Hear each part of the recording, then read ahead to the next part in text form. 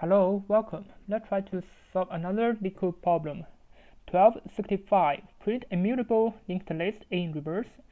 So for this problem, I think we are just asked to solve a problem which we're gonna use an API, but we cannot say it. But this API is just from a class. It's gonna be an immutable list node.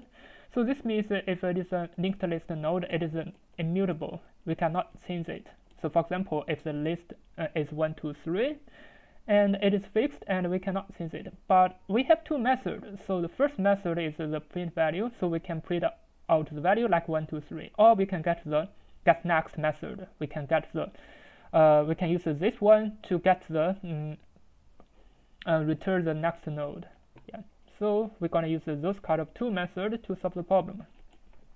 So first of all, we can solve it by using the recursive function. So we're gonna check the head, and then we're gonna call the print linked list in reverse, and inside. So currently it means the head exists, but for the recursive function we need to put the function inside of the stack.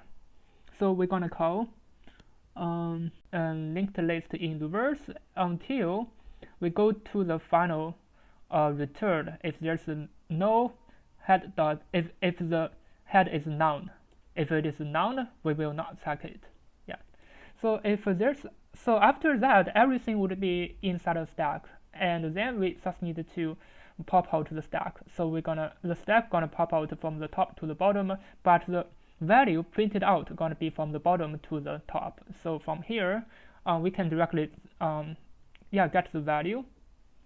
So this value gonna be the head dot print the value.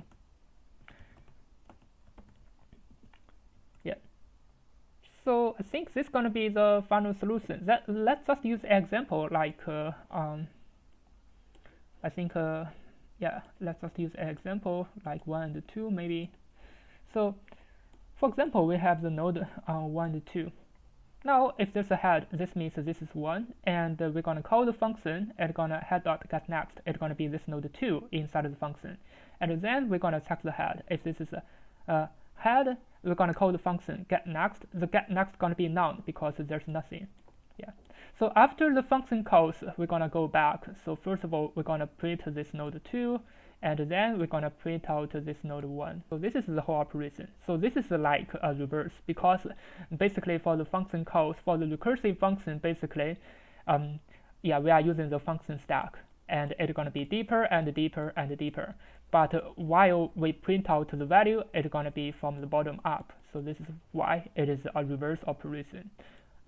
Now let me just run it to have a check.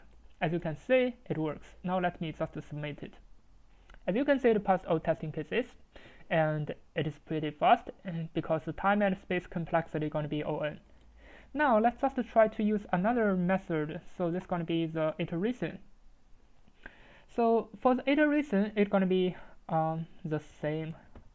So first of all, we're gonna check the I think for the iteration we need to use a stack, because for the recursive function actually it is a stack by itself, we don't need to use it. But now we're going to use an iteration, so we're going to prepare a stack. So while there's a head, so we're going to append the value to the stack, and we want to check the next node.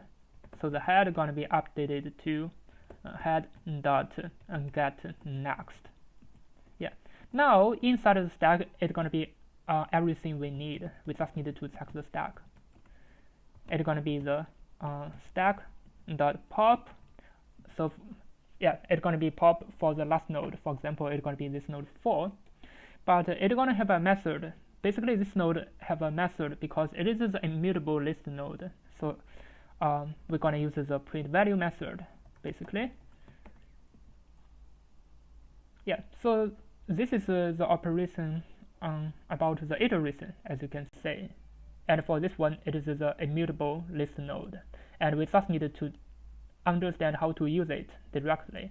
and at the same time we're going to learn some basic iteration and recursive function. For the recursive function, basically it is a stack. We can print out the value directly, but if it is iteration, we're going to prepare a stack if we want to do something about reverse of all the numbers. As you can see, it also works and it's pretty fast. I think that's all for it. Thank you for watching. See you next time.